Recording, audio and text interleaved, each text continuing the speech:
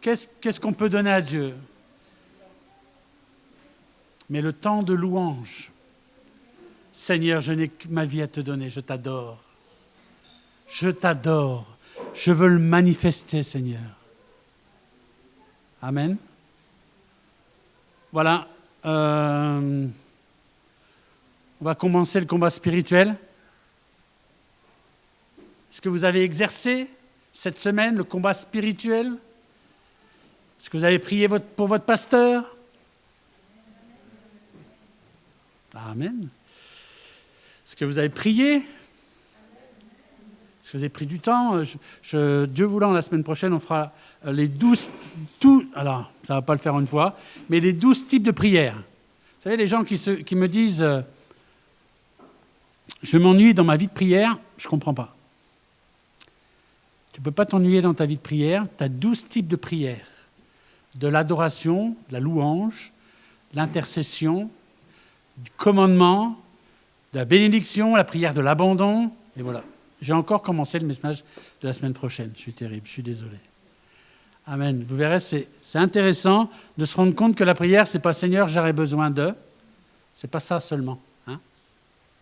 La première chose à savoir, c'est qu'il y a un monde spirituel. On l'avait vu la semaine dernière. Hein, vous vous êtes rendu compte que, voilà, il y a des choses qui sont invisibles, qui existent. Voilà. Hein. Il y a des anges, il y a des démons, il y a des esprits. Voilà, et il est bien de savoir qu'il y a un monde spirituel. Voilà, et ne pas faire n'importe quoi avec ce monde spirituel qui est beaucoup trop grand pour nous. Hein? Il faut vraiment être dans les pas de Dieu, quoi. Faut être vraiment dans les pas de Dieu. Hein? Et ne pensez pas qu'on peut être léger, négligent dans la vie spirituelle. Hein? Veillons à ça. Donc, il y a le combat spirituel. Alors, je vais vous parler des armes de Dieu.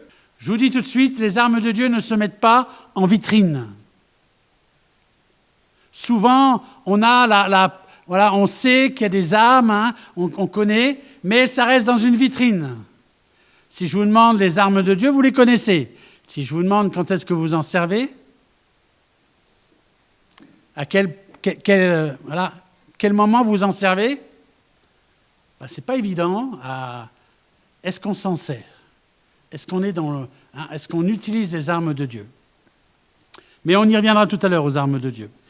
Voilà, donc j'avais vu la semaine dernière connaître et reconnaître son adversaire. On avait lu Éphésiens 6, versets 10 et 22. On a des armes et c'est contre les esprits méchants qu'on a à lutter. Alors, quand on dit lutter, vous comprenez bien ce que ça veut dire. Ça ne veut pas dire qu'on est à la fête foraine et puis qu'on allume. Hein.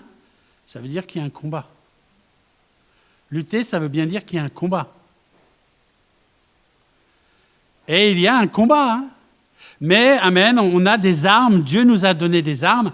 Voilà. Et c'est important qu'on se le rappelle. Alors, on a dit connaître et reconnaître son adversaire. On l'a lu. Donc l'adversaire, c'est pas ton frère, c'est pas ta sœur, c'est pas ton copain, c'est pas ton prof, c'est pas ton patron, etc. C'est spirituel. Dieu ne nous invite pas à nous battre entre nous, hein, mais Dieu nous invite à combattre dans les lieux célestes, par la prière, parce qu'il nous a donné toute autorité par la prière. Amen. Vous savez, on dit Amen, et merci de vos Amen, mais c'est vraiment pas le premier réflexe qu'on a. La première chose qu'on fait, quand on vous fait une crasse, quand on est méchant avec vous, vous faites quoi, vous? Vous dites, oh Seigneur, bénis-le. C'est une victime du diable. Vous dites ça?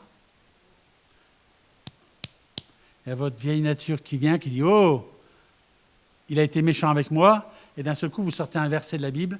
Œil pour œil, dent pour dent. Les dentistes, ils vont avoir du taf. Hein? La Bible ne nous dit pas ça. Ça, c'était l'ancienne alliance. On est dans la nouvelle alliance, frères et sœurs. La nouvelle alliance, elle dit, voilà, c'est pas contre ton frère, mais c'est contre les esprits méchants qui veulent t'atteindre par ton frère, par ton patron, etc. Donc, c'est ces esprits méchants qu'il faut que tu identifies, que tu connaisses et que tu reconnaisses. Et c'est pour ça qu'il n'y a que par la prière. Quelque chose de spirituel ne se combat que par le spirituel. Alors, ça permet... C'est vrai que c'est fatigant des fois, mais d'un autre côté, c'est reposant. Parce que c'est Christ qui va combattre pour toi. Amen. C'est lui qui va animer ta main. La Bible nous dit, il exerce ta main au combat. Contre les mauvaises pensées, on va voir un petit peu quelle forme peuvent prendre les combats spirituels. Alors, quel est le but ? Le but du diable, c'est de te rendre malheureux et de t'emmener en enfer. Mais il a un but tout simple aussi, c'est de te séparer de Dieu. Le diable est jaloux de ta relation avec Dieu. Il faut que tu saches, peut-être que tu ne le sens pas, mais il faut que tu saches que tu es chéri par Dieu, aimé par Dieu, que tu prends une grande place sur son cœur. Et ça, le diable, il en est jaloux. Parce que lui aussi, il était comme ça avant. Mais par son orgueil, il a voulu prendre la place de Dieu, il a voulu s'élever. Et il a été précipité. Donc lui, ce qu'il veut, c'est que tu sois précipité avec lui. Et tout ce qui te séparera de Dieu, sache que ça ne vient pas de Dieu.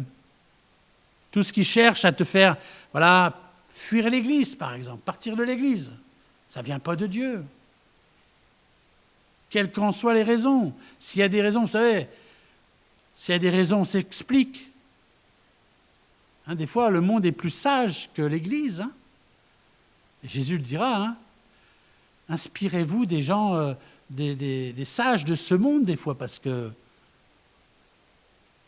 on n'a aucune raison. Et si tu mets quelque chose entre toi et Dieu, alors le diable a gagné.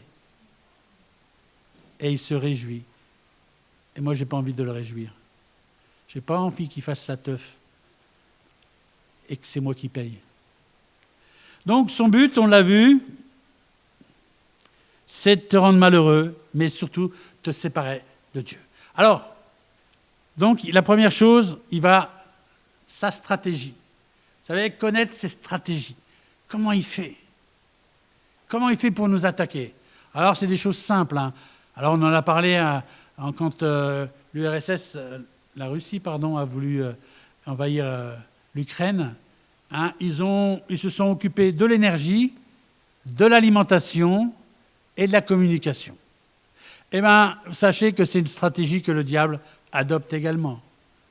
Le diable va te couper de l'énergie qui vient de l'Esprit de Dieu.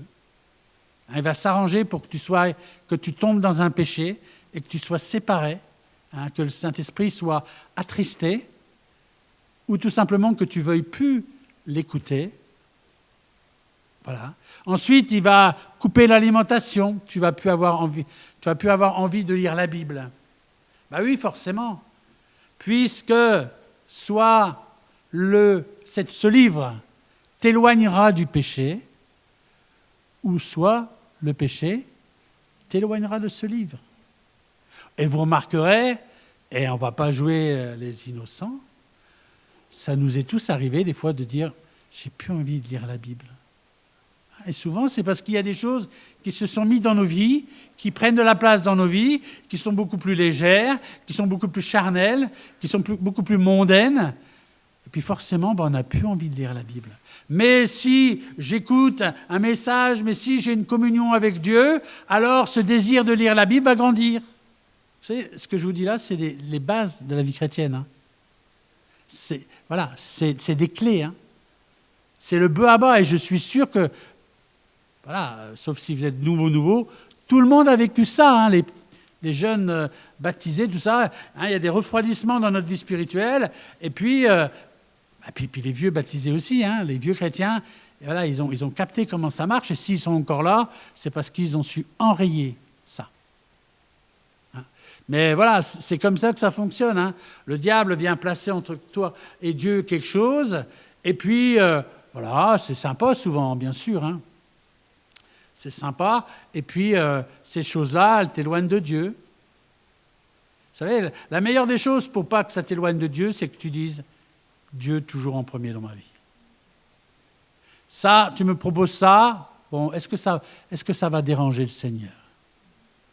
Vous savez, quand je regarde un film, ça m'arrive, une série, je dis, est-ce que Jésus, il peut regarder avec moi ça? Vous savez qu'il est à côté de moi, le Seigneur, quand je regarde une émission. Quand je regarde un match de foot, il est à côté de moi pour voir si je ne m'enflamme pas trop. Est-ce que vous êtes conscient que Dieu est présent avec vous? Et que tout ce que vous faites, en étant disciple de Jésus, il faut se dire, Seigneur, est-ce que tu es d'accord là? Seigneur, est-ce que tu es d'accord que je regarde un film d'horreur? Un film d'horreur, c'est faire de la publicité à Satan. Un film où l'ultra-violence, c'est le diable qui vient vous dire « Regardez comme je suis fort !» Je ne parle pas des films, autres films. Non, mais est-ce que Jésus peut regarder?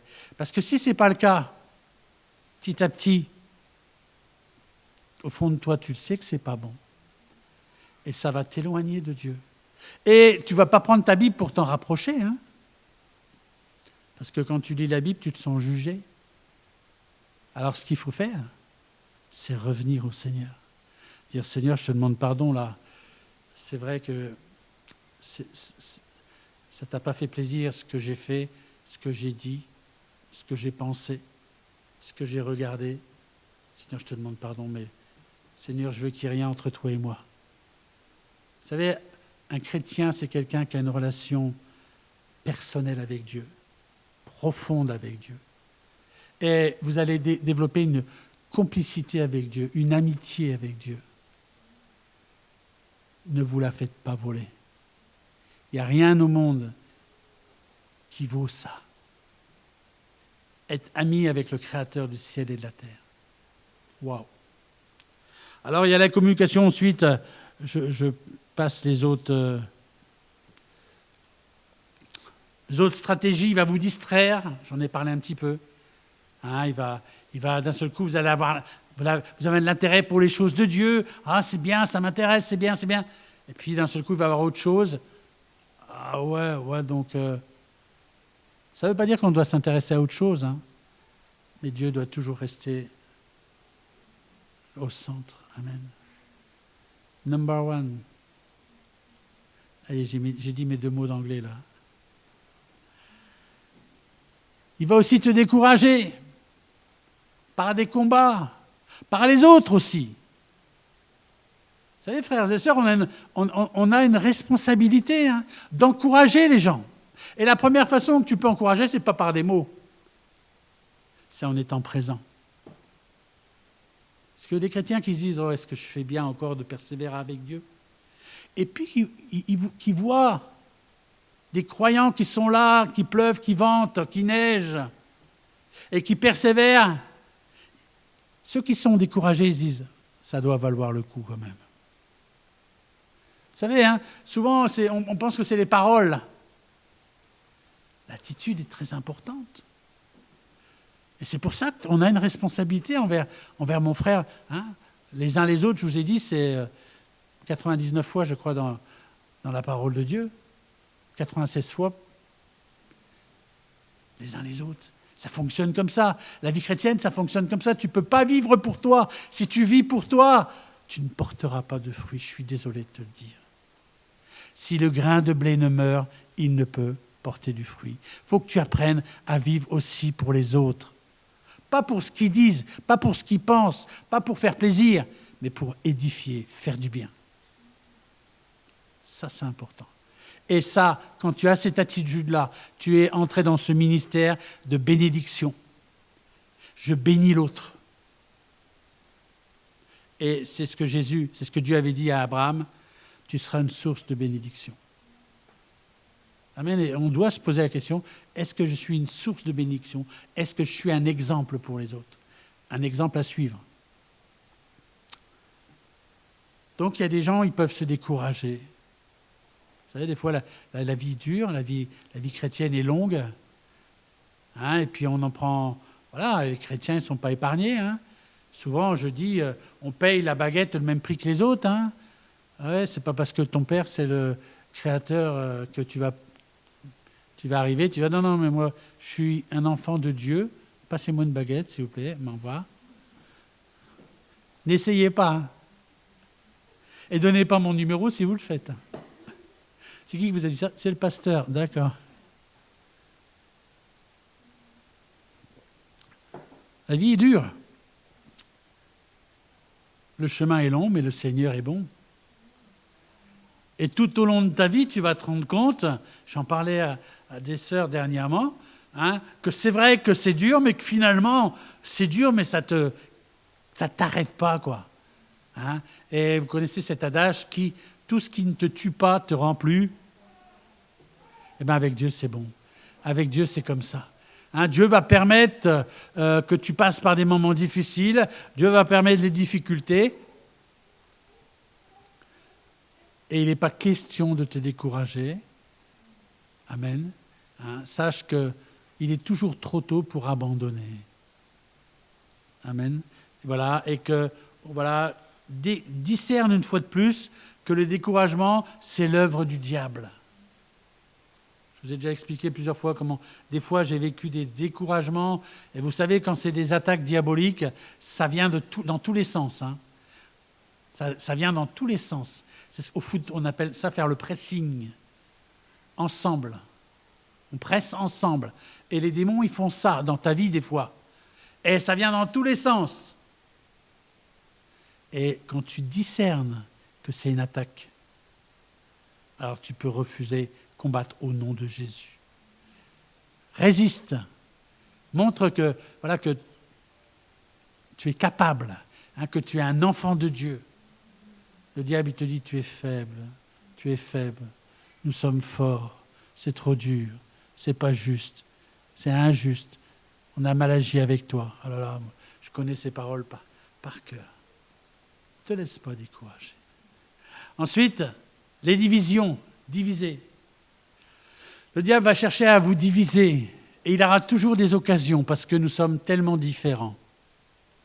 Sauf que Dieu a voulu cette différence et que le diable veut nous dire que ce n'est pas bon, les différences. Nous, Dieu a dit « soyez unis » et des fois les gens ils confondent uniforme. Nous sommes différents, mais nous sommes tous du même Père. Vous savez, je n'ai jamais vu une rose parler à une marguerite et puis dire « toi tu vaux rien ». Si un jour ça vous arrive, arrêtez de fumer. Hein. Vous voyez ce que je veux dire? Regardez comment Dieu a fait la nature, tellement différente. Vous êtes tous différents et Dieu vous veut ensemble, travailler ensemble. Ne cherchez pas qui c'est qui a raison, qui c'est qui a tort. C'est qui le patron? C'est qui le meilleur? C'est le Seigneur. Qui c'est qui a dit c'est le pasteur? C'est le Seigneur qui est le meilleur. Amen. Et ça, c'est bien qu'on se le rappelle. Hein? Et faites attention aux divisions. Voilà. Je dis souvent, dans une église, il peut y avoir des groupes, mais pas des clans. Attention aux clans. On est entre nous, puis quand les gens ils approchent, on parle plus. Ça, c'est un clan. Le mot clan a donné le mot exclu. Le clan exclut les autres. Le groupe regroupe, rassemble. Attention à nous démobiliser. Il y a des fois, on peut être démobilisé, alors bon, je ne reviendrai pas dessus, mais c'est le découragement, le manque de motivation. On se laisse distraire et puis on va penser à toutes sortes de choses et puis ça y est. Ensuite, il y a le compromis. Compromis, c'est, voilà, on dit, oh, c'est vrai qu'il faut être chrétien, il faut être pieux, mais pas surpieux. Bah oui, voilà. Bah moi, j'irai au culte quand je pourrais. Bah, tu verras que tu ne peux pas souvent. Ah bah ouais, peut-être que c'est trop, etc. Oui, c'est vrai, je suis croyant, mais pas pratiquant. Ça veut dire quoi, être croyant, pas pratiquant? Moi, je suis athée. Ça veut dire quoi, être croyant, pas pratiquant? Ça veut dire que tu es trop paresseux pour te lever pour aller au culte. Ça veut dire que tu es trop négligent pour lire ta Bible le matin. Tu es croyant, mais le diable aussi y croit. La Bible nous dit les démons croient et ils tremblent. Il y a bien des gens dans la Bible qui sont comme toi, qui sont croyants mais ne pratiquent pas. Et ils tremblent aussi. Il y a Saül. Saül était très croyant, mais il est marqué que face à l'ennemi, il tremblait. Face à Goliath, il tremblait. C'est ça un chrétien non pratiquant. Un croyant, pardon, non pratiquant. Hitler était croyant. Et je crois que les croyants non pratiquants se retrouveront, je le dis, avec Hitler. Vous savez, des fois, il y a des compromis. Quand on se rend compte que pour suivre le Seigneur, le prix est élevé, alors on négocie. Est-ce que Jésus a négocié pour toi? Il a été jusqu'où? Il a donné. Amen. C'est demain pour toi. Il a versé son sang pour toi. Il a donné sa vie pour toi. Il a été coupé de Dieu pour toi. Est-ce qu'on peut négocier ça? Est-ce que tu as encore envie de négocier quand tu réfléchis à tout ce que... Jésus, vous savez, la Bible nous dit que Jésus était dans la gloire. Il était adoré au ciel, Jésus.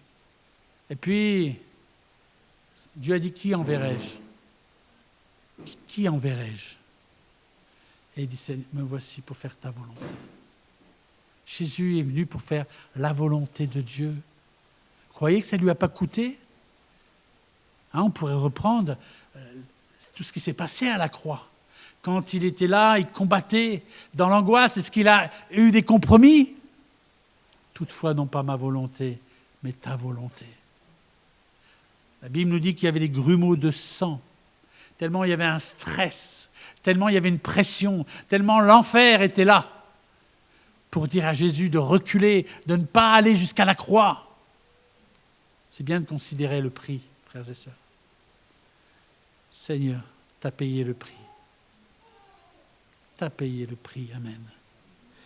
Ensuite, il y a la peur. Un jour, on était en convention comme ça. Et puis l'après-midi, c'était une convention d'été. Il y avait une partie de l'auditoire qui, tout en ayant les yeux ouverts, dormaient dans leur cœur. Enfin, on voyait bien que les gens étaient fatigués, il faisait chaud. Puis le pasteur qui est venu, il s'est présenté tout doucement, il est venu pour prêcher. Il a crié comme ça, je ne vous le ferai pas. Ah! Et tout le monde a sursauté comme ça. Elle a peur. Est-ce qu'on va négocier avec la peur? Vous savez, cette peur qui vous paralyse. Est-ce que vous savez combien de fois il est écrit « Ne crains pas » ? Plus de 365 fois. Dieu ne veut pas que tu aies peur. Dieu ne veut pas que tu aies peur. Il y a la crainte de Dieu, ne la perdez pas. Mais n'ayez pas peur du diable. N'ayez pas peur, amen, de tout ce qui veut vous faire, vous impressionner. Je vous le raconte, je vous en parle souvent. La Bible nous parle de Satan comme un lion. Et je raconte souvent que dans la savane, les lions, quand il y a un troupeau qui est enfermé, parqué, et que le lion ne peut pas les attaquer, il y a donc, vous savez, ils mettent des grandes palissades autour du troupeau, et le lion, il tourne autour, mais il peut pas les attaquer. Alors le lion a cette technique, il rugit comme ça, autour du parquage. Il rugit. Et au bout d'un moment, les animaux, ils ont peur. Et plus ça vient, plus leur fait peur. Et au bout d'un moment, ils paniquent et ils défoncent la palissade. Et là, le lion, il peut se servir. Attention à la peur. Il y a plein de pensées. Vous savez, la peur, c'est déjà une pensée. C'est une émotion. Mais ça vient dans notre tête. Que tout ce qui est pur, vrai, digne de louange, soit l'objet de vos pensées. Amen. Ne laisse pas la peur s'installer en toi. Ensuite, il y a le mensonge. Le diable, Jean 8, le diable, c'est le père du mensonge. Ah, qu'est-ce qu'il est N'écoute pas les pensées de ton cœur. Jean 8, 44. Jésus, il était dur des fois avec les pharisiens. Vous avez pour père le diable, et vous voulez accomplir les désirs de votre père. Il a été meurtrier dès le commencement et ne se tient pas dans la vérité, parce qu'il n'a pas de vérité en lui. Lorsqu'il profère le mensonge, il parle de son propre fond, car il est menteur et le père du mensonge. Attention au mensonge que le diable vous susurre à l'oreille. Tu es nul. Dieu ne t'aime plus. Tu ne seras pas capable. Etc., etc. Ce sont des mensonges. Et à tous ces mensonges, il faut répondre par la parole de Dieu. Attention aux mensonges. Et puis, frères et sœurs, je vous invite à faire attention à nos mensonges, à ne pas utiliser le mensonge, parce que ça nous mettrait en lien avec le diable. Veillons, hein. Des fois, pour se sortir, c'est notre seule issue de secours, le mensonge. Hein, on se dit, là, on est coincé, il faut hop. Et puis, on laisse un droit à Satan. J'ai aussi des anecdotes sur ça, où je me suis dit, oh Seigneur, tu comprends. Apparemment, il comprenait, mais le diable aussi a compris. Et ensuite, le diable avait un droit. Et je me suis retrouvé coincé avec mon mensonge. Attention, frères et sœurs. Ça arrive, hein? Non, pas vous. Vous êtes des bons chrétiens. Vous êtes gentils. Veillons, ne jouons pas. Ne joue pas avec le péché. Alors, on a vu ces stratégies, comment le diable y fait. Maintenant, on va voir les armes. Dieu nous a donné des armes. Hein? Vous avez lu, on reprend Éphésiens 6. Prenez toutes les armes de Dieu. Prenez. On verra tout à l'heure l'attitude. Ça sera après. Hein? Il y a des choses à faire. Éphésiens 6, verset 13. Prenez les armes de Dieu. Mais ne les mettez pas, comme on a vu tout à l'heure, dans une vitrine. Utilisez le casque du salut. On va les voir. Hein. Alors, je ne les ai pas mis dans l'ordre parce que finalement, il n'y a pas d'ordre. Parce que l'apôtre Paul donne un ordre et puis après, il va dire « Et par-dessus tout ça, prenez le bouclier de la foi ». Donc, il n'y a pas d'ordre. Le premier que j'ai noté, le casque du salut. Mettez à vos têtes le casque du salut. Qu'est-ce que ça veut dire? Qu'est-ce que c'est que le salut finalement? Qu'est-ce que c'est que le salut? Le salut, c'est toute l'œuvre que Jésus a accomplie pour nous et qui nous donne des privilèges. Souvent, on dit le salut, c'est aller au ciel. Quand on va mourir, Jésus dira qu'il nous prépare une place dans son ciel. Amen. Mais ce n'est pas que ça, le salut. Le salut, c'est une libre entrée dans le sanctuaire de Dieu. C'est-à-dire que quand t'es dans les combats, il ne faut pas que tu te crois tout seul et perdu et assailli par l'ennemi. Il faut que tu saches que tu peux, dans les combats, rentrer, amen, en communion avec Dieu. Il est là. Tu peux entrer dans le sanctuaire. Tu as une place au trône de la grâce. Amen. Le casque du salut. Alors, il arrive pour bien faire, faudrait développer. Hein. Faudrait développer. Qu'est-ce que le salut? Parce que je vous assure qu'il y a plein de choses. Hein. Dans le salut, il y a la paix que Jésus nous laisse. Quand il part, il dit « Je vous laisse ma paix. Je vous donne ma paix, pas comme le monde la donne. Hein » On a la paix de Dieu. On a cette assurance.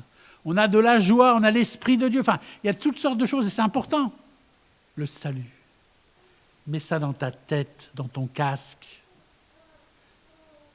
Garde tes pensées et vraiment réalise tout ce que tu as en Dieu. Il y a le casque du salut. Ensuite, il y a la ceinture de la vérité. Là aussi, c'est important. Et je vous fais une petite parenthèse comme ça. Qui est notre salut? Qui est notre salut? Qui est la vérité?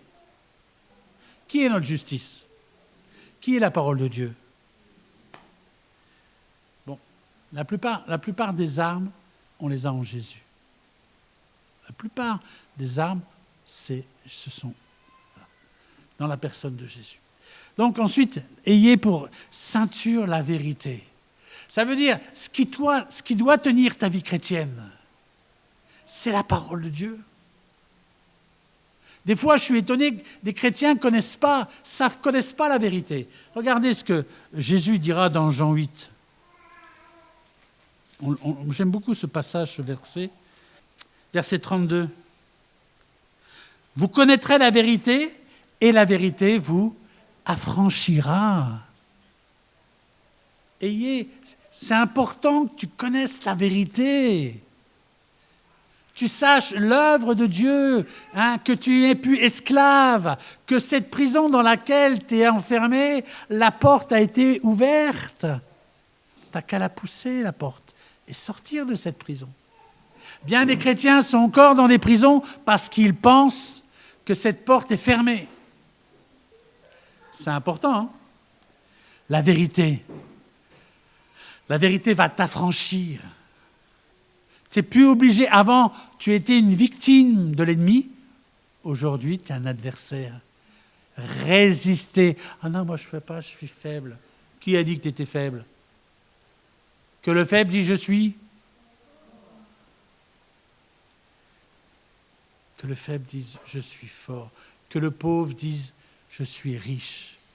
Amen. Est-ce que tu es riche? Arrête de croire que tu es faible. Arrête d'écouter le diable qui te dit mais tu peux pas, je me sens faible, je me sens faible. Non. Oh, ton Dieu t'ordonne que tu sois puissant. C'est ça la parole de Dieu. Ton Dieu t'ordonne que tu sois puissant. C'est ça la vérité. Tu comprends que quand tu as ça comme ceinture et que tu es face à l'ennemi, un petit peu comme ce petit David, Dieu voulant, dans les prochaines semaines, on fera tout des grandes batailles qu'il y a dans la Bible. Voilà, et ces hommes qui ont livré ces batailles, ils nous donneront des clés pour gagner. Ce petit David, est-ce qu'il était faible? Humainement, il était faible. Mais il dit, je viens contre toi au nom de l'Éternel des armées que tu as insulté. Il est fort. C'était ça la vérité. C'est important. Hein? Important que tu connaisses la vérité. Et si tu as des questions, demande à ton pasteur. Lis ta Bible. Nourris ton âme de la vérité, parce que face à l'ennemi, tu auras besoin de la vérité. Jésus, qu'est-ce qu'il dira dans Luc 4, lors de la tentation? Il est écrit. Jésus utilise la vérité. Jésus utilise la parole de Dieu. On va le voir ensuite, la parole de Dieu. Est-ce que tu lis ta Bible régulièrement? Est-ce que tu nourris ton âme de la vérité jusqu'à ce qu'elle devienne en toi, qu'elle te fortifie? Vous savez, une ceinture, c'est pour nous tenir droit. Ça nous tient droit. Il y a plein de mensonges que le diable, on l'a vu dans sa stratégie, et la vérité va venir. Déchargez-vous sur lui de tous vos soucis, car lui-même prend soin de vous. C'est la vérité. Lui-même prend soin de toi. Arrête de porter tes fardeaux qui te font courber. Seigneur, c'est dur à la vie chrétienne. Oh là là, c'est dur. Si on réalise ça, frères et sœurs, Seigneur, moi, mon fardeau, je te l'apporte. Voilà. Seigneur, moi, j'ai besoin de toi. Tu as dit déjà, vous savez, et rappelez à Dieu sa parole. Seigneur, tu as dit ça. Et Seigneur, j'ai cette confiance en toi que tu accomplis ta parole. Et vous déchargez. Je ne parle pas pour vos devoirs à l'école. Hein.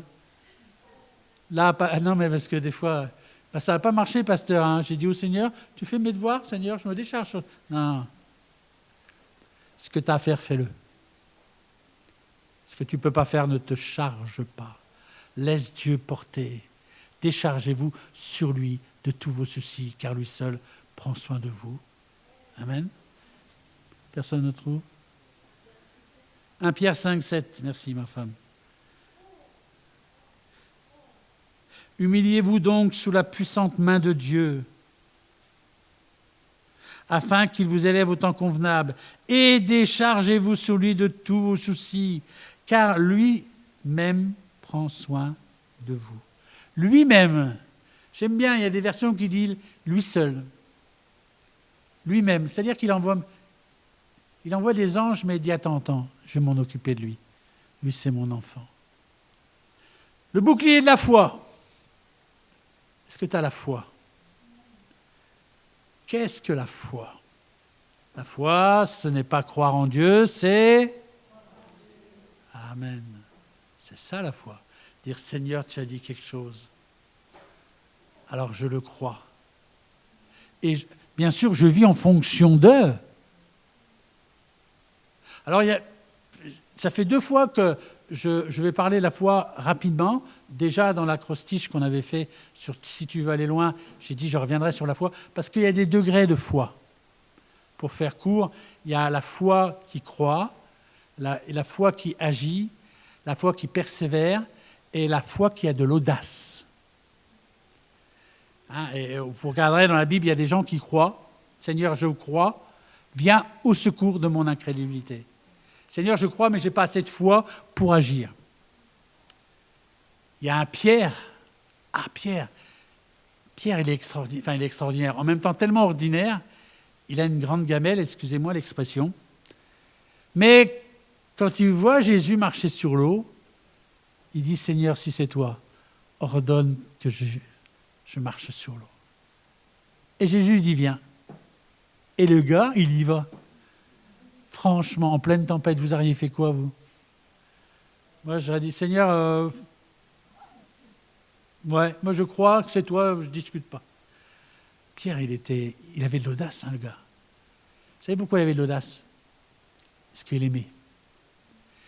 Pierre, il est comme il est, mais il aime. Il est entier et il va oser. Il est prêt à couler, mais il veut rejoindre son Seigneur. Vous savez, quand on aime, on a de l'audace pour Dieu. Je pense que,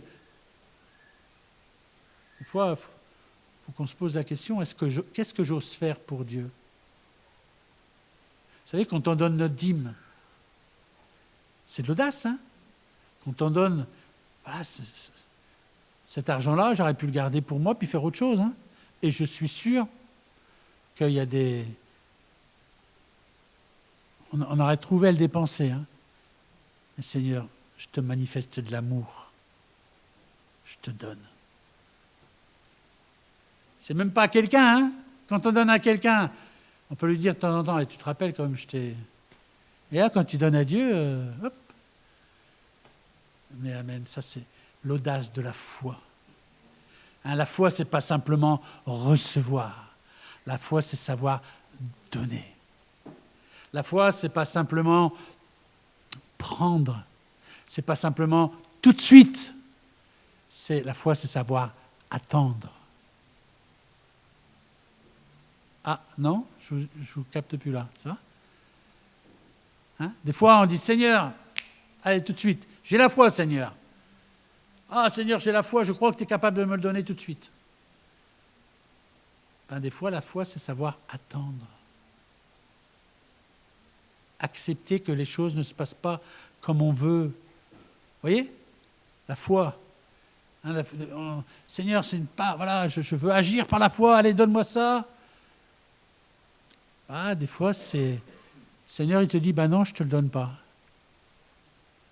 Et là, la foi, elle se manifeste en disant, Seigneur, je sais que tu me donneras mieux. Je racontais à 2 sœurs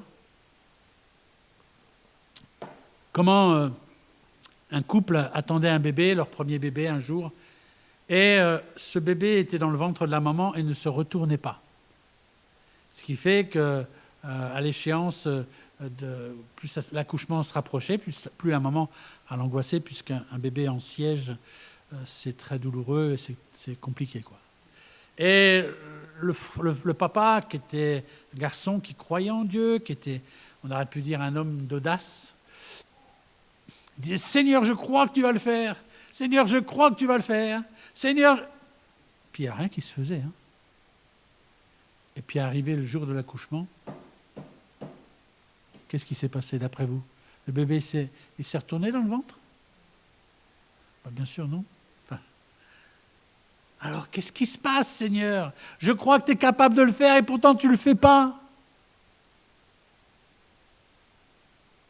Et puis, et ce frère était amer et en colère. Et bon, il savait le montrer quand il était en colère. Et vraiment, il disait, mais je ne comprends pas, Dieu. Tu es un père, comment tu peux accepter que ta fille, elle souffre comme ça? Puis voilà, puis il était honnête, hein, il nous le partageait, à nous qui étions autour de lui. Et il y a eu l'accouchement, donc avec voilà, des douleurs quand même, bien sûr, par siège. Et dès que le bébé est né, ils l'ont emmené dans une pièce à côté et ils l'ont réanimé parce qu'il était mort-né. Et il avait le cordon ombilical tourné 3 fois autour du cou. Hein. Et donc ils l'ont réanimé, puis aujourd'hui c'est un beau gaillard qui a 2 enfants. Voilà. Et le médecin, la personne qui a accouché, il a dit « Heureusement que le bébé ne s'est pas retourné dans votre ventre, sinon il se serait pendu. » Vous savez, Dieu, c'est ce qu'il fait. C'est ça aussi la foi. C'est pas dire « Seigneur, tu me donnes, allez, je suis un homme de foi. » C'est dire « Quand ça va mal, quand ça ne se passe pas comme tu veux, Seigneur, quoi qu'il arrive, Seigneur, je sais que tu fais toutes choses à merveille. Je ne comprends pas. » J'aime beaucoup ce chant qui nous dit « Tout concourt à notre bien, même si souvent on ne comprend rien. » Vous connaissez?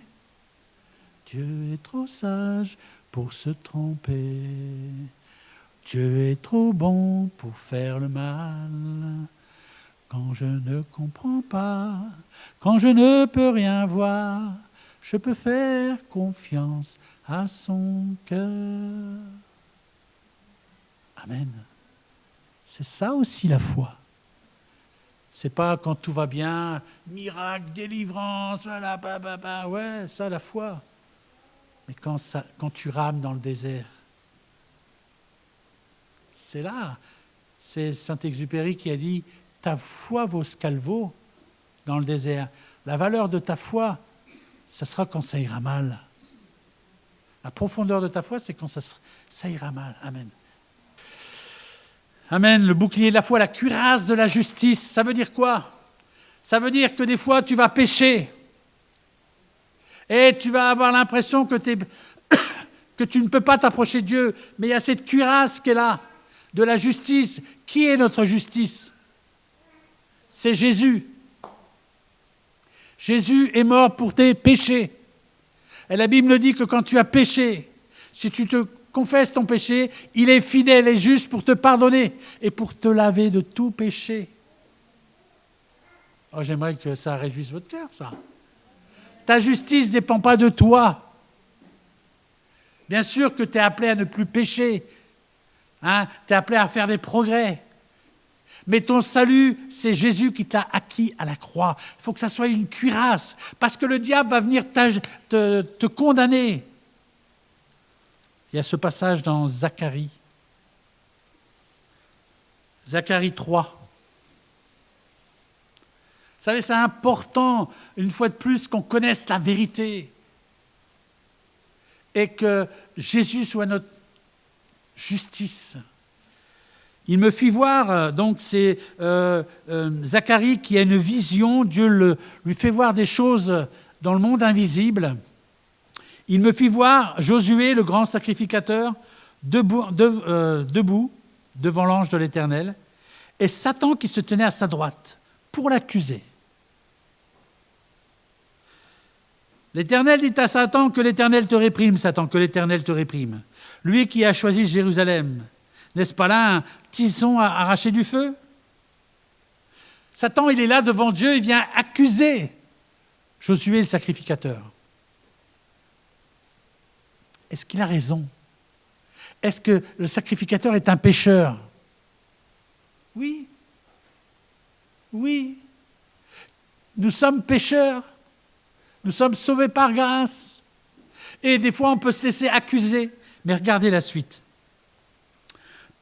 Or, Josué était couvert de vêtements sales et il se tenait debout devant l'ange. Mais mon frère, ma sœur, c'est toi ça? C'est moi? On est avec des vêtements sales parce qu'on est des pécheurs. Et le diable vient nous accuser. Il est là et il dit des choses. Et des choses vraies. Alors, c'est l'esprit qui est menteur, mais il dit des choses vraies. Est-ce qu'il était vraiment couvert de... Oui, il est couvert. Mais regardez la suite. Or, Josué était couvert de vêtements sales, et il se tenait debout devant l'ange. L'ange, prenant la parole, dit à ceux qui étaient debout devant lui, « ôtez-lui les vêtements sales. » Puis il dit à Josué, « Vois, je t'enlève ton iniquité. Je te revais d'habits de fête. » Amen. Amen. J'aimerais que tu réalises qu'à la croix, c'est ce que Jésus a fait pour toi. C'est cette cuirasse que tu as sur toi. Quand l'ennemi vient t'accuser, tu dis, c'est vrai ce que tu dis, mais Jésus a payé pour moi. Tu n'as rien à me dire. Tu ne peux pas m'accuser. Qui accusera, qui condamnera les élus de Dieu? Personne. Tu ne peux pas être condamné. Jésus a payé pour toi. Il faut que tu t'en rappelles. Quand tu te sentiras sale, présente-toi devant Dieu et laisse-toi changer, laisse-toi laver. Amen. La cuirasse de la justice. Tu peux combattre, tu vas combattre, et puis le diable, il va dire quoi? Tu oses prier dans l'état où tu es? Tu oses prier alors que tu as fait ça? Oui, parce que Jésus, c'est ma justice. Parce que Jésus a payé pour moi. Je ne me laisse plus avoir. Je ne me laisse plus accuser. Amen, on se dépêche. Mais je suis désolé d'accélérer parce que c'est chose importante. L'épée de l'esprit qui est la parole de Dieu. Ça aussi, amen. Frères et sœurs, je vous le rappelle, prenez la parole de Dieu. Des fois, on aimerait que le Saint-Esprit nous inspire des paroles, mais le Saint-Esprit va nous inspirer des paroles qu'on aura lues dans la Bible. L'épée de l'Esprit, qui est la parole de Dieu. Ça veut dire que l'Esprit va nous animer pour combattre avec des choses qu'on aura lues. Comprenez comment ça fonctionne?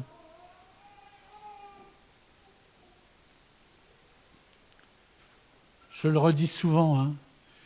Et le jour où je ne le redis pas, le jour où je ne le redirai plus de lire la Bible, rappelez-moi-le, s'il vous plaît.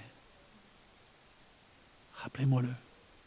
Parce que c'est une clé de ta vie, de tes victoires. Amen. L'épée de l'Esprit qui est la parole de Dieu. L'Esprit qui est en toi a besoin, attend la parole. Je vous répète toujours les mêmes choses. L'Esprit attend la parole. Plusieurs fois, je peux vous donner 1000 exemples. Souvent, je prends l'exemple de la création. Au commencement, voilà, il y avait l'Esprit de Dieu se mouvait au-dessus des eaux. Tout était informe et vide. Et au commencement, ensuite, il y a eu la parole de Dieu. Et quand il y a eu la parole de Dieu, alors l'Esprit a commencé à agir. Reprenons l'exemple de l'Égyptien de l'Éthiopien qui est sur son char. L'Esprit transporte Philippe. Pourquoi? Parce qu'il y a l'Éthiopien qui est en train de lire la parole de Dieu, etc., etc. Amen. Lisons, partageons. Amen. Et il faut qu'on diffuse la parole de Dieu pour que l'Esprit de Dieu agisse. Ensuite, des souliers du zèle de l'Évangile. J'en ai parlé la dernière fois. Si tu es zélé pour Dieu, le diable n'aura pas le temps de t'avoir pour cible. L'oisiveté. Vous connaissez les choses sur l'oisiveté, hein? Vous avez déjà eu une cible en face de vous? S'il n'arrête pas de bouger. Vous avez du mal à le cibler, mais s'il dort là, combien des fois chrétiens nous dormons? Nous n'avons pas de projet pour Dieu, pour son Église, pour son œuvre. C'est une arme, le zèle, l'amour que tu as pour le service, c'est une arme. L'ennemi n'aura pas le temps de te viser. Hein? Je vais relire ce passage. Si quelqu'un l'a avant moi. Non, ça y est, je l'ai. Mettez pour chaussure à vos pieds le zèle que donne l'évangile de paix. L'évangile doit te donner du zèle, doit te donner envie de partager. Je bénis Dieu, amen, pour les frères et sœurs qui invitent d'autres personnes à venir. Ça leur fait du bien. Ça fait du bien à ceux qui viennent entendre la parole, mais ça fait du bien aussi à ceux qui partagent la parole. Amen. Ne pensez pas que si vous travaillez pour Dieu, vous allez être plus attaqué. Moi, je ne pense pas. Peut-être que vous serez attaqué. Peut-être qu'il y aura des combats. Mais il y aura une telle dynamique dans ce que vous faites que l'ennemi ne pourra pas vous arrêter.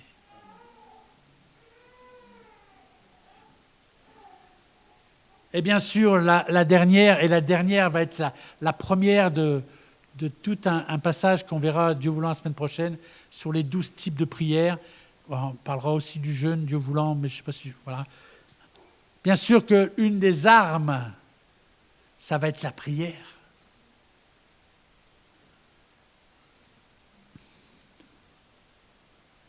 Verset 18, « Faites en tout temps par l'Esprit toutes sortes de prières et de supplications. Veillez à cela avec une entière persévérance et priez pour tous les saints, c'est-à-dire pour tous les chrétiens. Priez pour moi afin qu'il me soit donné, quand j'ouvre la bouche, de le faire connaître ardemment et librement le mystère de l'Évangile. » La prière vient toujours à bout de tout. Quelqu'un a dit, la prière, c'est le levier qui fait agir le bras de Dieu. Et vous priez. Pourquoi on prie? Parce que c'est Dieu qui nous a demandé de le faire. Ne vous sentez pas illégitime quand vous priez. Des fois, on hésite. Alors, Seigneur, on a l'impression qu'on rentre dans le bureau du directeur et qu'il est en train de faire ses comptes.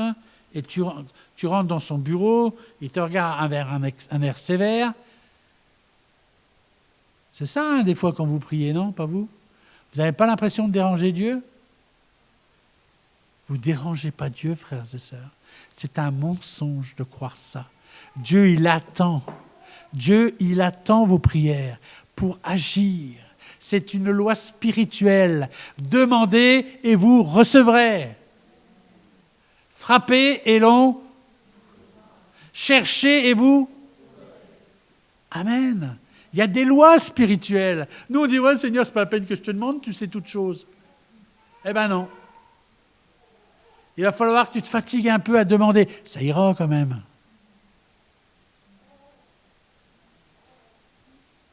Amen. La prière vient toujours à bout de tout. Satan n'est pas toujours le triomphateur. La prière vient toujours à bout de tout. Satan n'est pas toujours le triomphateur. Amen, Seigneur, merci. Merci pour toutes ces armes que tu nous as données. Merci parce que nous avons tout pleinement en Jésus-Christ. Merci parce qu'en toi nous sommes plus que vainqueurs. Alléluia. Merci pour la victoire de la croix. Merci d'avoir dépouillé notre ennemi. Merci de l'avoir lié. Au nom de Jésus, je te bénis. Merci Seigneur. Encore, donne-nous de rentrer, donne-nous de voir les choses de l'invisible. Amen. Donne-nous d'avoir cette foi, Seigneur, comme le petit David. Amen. Donne-nous, Seigneur, d'avoir de l'intelligence, de la stratégie. Donne-nous de l'intelligence, Seigneur, pour qu'on puisse discerner, amen, les attaques l'attaque du mal, là. Louange à toi. Tu nous as tout donné. Merci pour ton Église. Merci pour cette armée que tu veux utiliser, Seigneur. Glorifie-toi à travers peut-être notre faiblesse. Glorifie-toi à travers notre petit nombre, Seigneur. Je sais que l'Éternel sauve par un petit nombre comme par un grand nombre. Louange à toi. Merci, mon Seigneur. À toi la gloire. Pose ta main encore sur tes enfants. J'aimerais faire un appel ce matin. Est-ce que tu veux t'engager dans le combat spirituel? Est-ce que tu veux t'engager dans une vie de prière? Amen, dans une vie où tu penses, tu demandes des choses à Dieu, parce qu'il a dit, demandez, vous recevrez. Amen, et c'est un commandement qu'il nous donne. Est-ce que tu veux t'engager? Est-ce que tu veux renouveler peut-être cette alliance que tu avais faite avec Dieu, en disant, Seigneur, oui, je veux revenir au chemin de la prière. Seigneur, je me suis endormi. Seigneur, je me suis laissé enfumer par l'ennemi. Seigneur, je viens et je veux reprendre une vie de prière. Qui c'est qui veut le faire? Qui puisse lever la main. Je prierai pour vous. Amen. Amen, Seigneur. Amen, Seigneur. Tu vois ces mains. On ferme les yeux. Hein. On peut fermer nos yeux et lever nos mains. Voilà, Seigneur. Amen. Tu vois ces mains qui se lèvent, qui prennent l'engagement de revenir, de s'engager dans le combat, de revenir dans une vie de prière, dans une vie de victoire, dans une vie d'intercession, dans une vie d'intercession pour cette ville, pour ces âmes qui sont perdues, des âmes qui te cherchent. Merci Seigneur, je me lève aussi, je lève ma main aussi pour dire Seigneur, je veux revenir à toi, je veux retrouver un chemin de la prière et que Seigneur, toute cette œuvre puisse te glorifier. Merci pour les futures victoires. Au nom de Jésus. Amen. Seigneur, je veux m'emparer de tout ce que tu as prévu pour ma vie. Seigneur, que chaque frère et sœur puisse entrer dans leur ministère, dans ces projets que tu as pourvus, que tu as voulu pour eux. Amen. Dans le nom de Jésus. Amen. Alléluia. Alléluia. Amen. Gloire à Dieu. Amen. Voilà. Et on va se rappeler par la Sainte Seine que celui qui nous a donné ses droits, celui qui a dépouillé les dominations, les autorités et les a livrés publiquement au spectacle, c'est Jésus. Amen. On va se rappeler par cette Sainte Seine qu'il a payé le prix fort.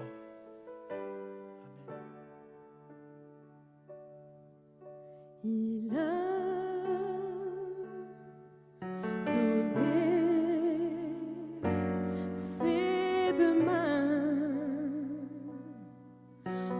toi, attaché là-bas sur une croix, il a donné ses deux mains pour toi.